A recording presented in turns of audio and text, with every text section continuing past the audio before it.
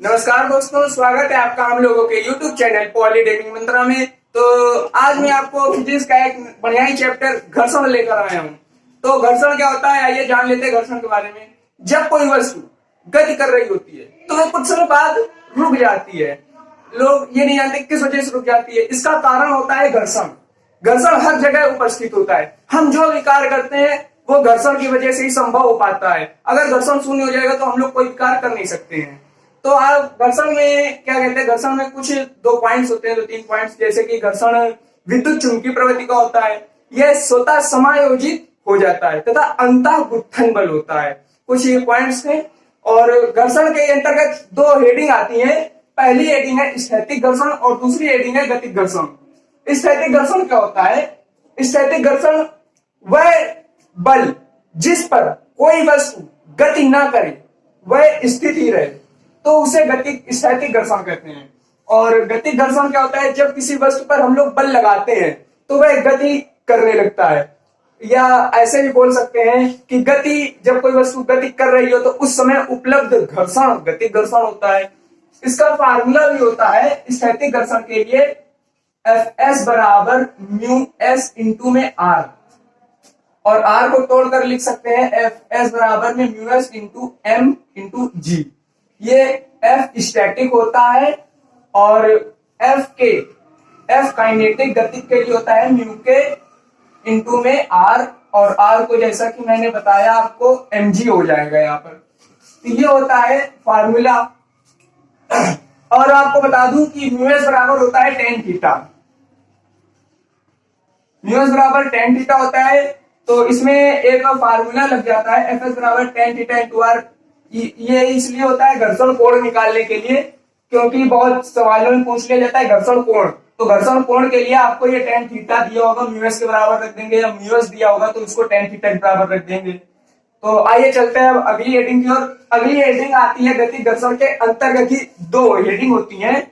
गतिज घर्षण के अंतर्गत आती है पहली हेडिंग सर्पी घर्षण,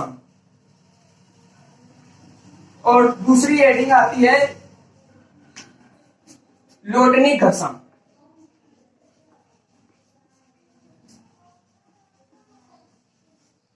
मैंने आपको यहाँ पर एक चीज नहीं बताई कि स्थैतिक घर्षण और गतिज घर्षण, जो स्थैतिक घर्षण का म्यू एस होता है, ये हमेशा गतिज घर्षण के म्यू के से बड़ा होता है।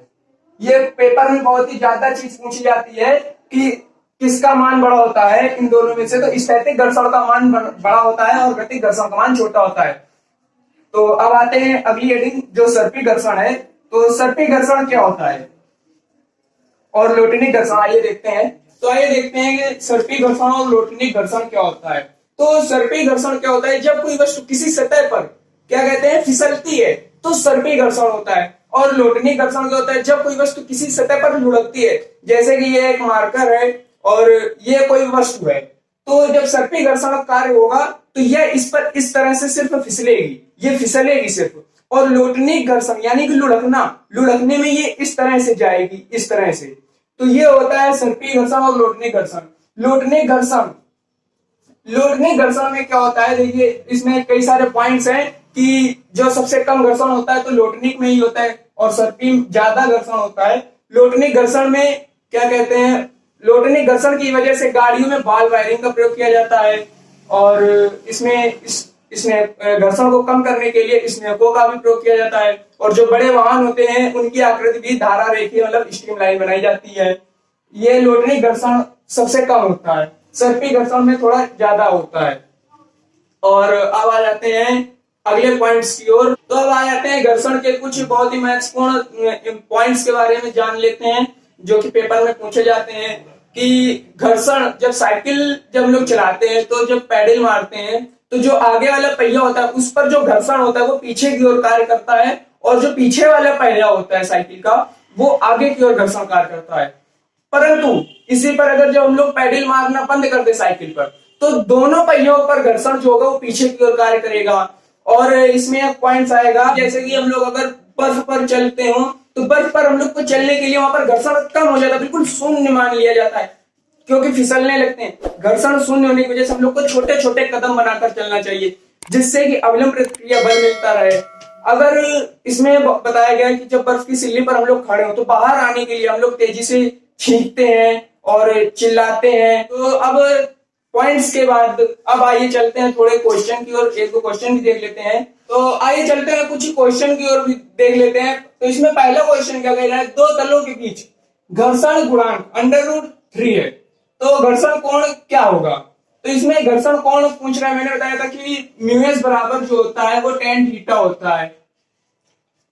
इसमें आपसे घर्षण कोण थीटा का मान पूछ रहा है, तो घर्षण गुणांक आपको दिया ही हुआ है, √3 दिया हुआ है ये, तो यहां पर √3 रख देंगे बराबर में tan थीटा, थीटा बराबर में tan इनवर्स √3 आ जाएगा। तो थीटा बराबर tan इनवर्स √3 का मान tan 60 होता है, तो यहाँ पर tan 60 आ जाएगा। तो थीटा बराबर आपका 60 डिग्री आंसर आ जाएगा। बस इसी तरह छोटे छोटे सवाल पूछे जाते हैं आप लोगों से। और आइए देख लेते हैं दूसरा क्वेश्चन। दूसरा क्वेश्चन कह रहा है खुरदुरे क्षैतिज पृष्ठ पर रखे 20 किलोग्राम द्रव्यमान के, यानी कि यहाँ पर m दिया हुआ है 20 के गुटके को ठीक चलाने के लिए, मतलब कि ठीक चलाने के लिए वो स्थित है, वो चलने ही वाला है। तो इस घर्षण को हम लोग सीमांत घर्षण कहते हैं। अधिकतम स्थैतिक घर्षण को हम लोग सीमांत कहते हैं। मैंने आपको बताया नहीं था, अधिकतम स्थैतिक जो होता है घर्षण उसे सीमांत कहते हैं। तो Fs होता है स्थैतिक घर्षण, और इसी को अधिकतम पर लगा दे तो यहाँ पर मैक्स आ जाएगा, ये हो जाएगा सीमांत। इसको चलाने के लिए 98 न्यूटन के बल की आवश्यकता होती है, तो घर्षण गुणांक क्या होगा, म्यू पूछ रहा है। चलाने के लिए 98 न्यूटन बल की आवश्यकता होती है, तो ये 98 दिया हुआ है। तो इसमें लग जाएगा Fs बराबर म्यू आर, आर जो होगा वो mg में चेंज कर देंगे हम लोग।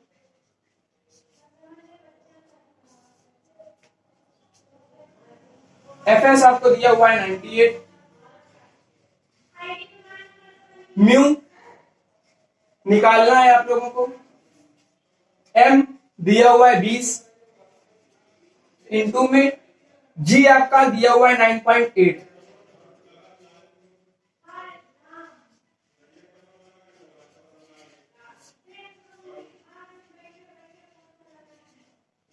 अब इसको आप लोग सॉल्व कर लेंगे, आंसर निकल के आ जाएगा। और आपको बता दें कि हमेशा जो म्यू या म्यूएस या म्यू के इनका जो मान आता है वो हमेशा 1 से छोटा आएगा।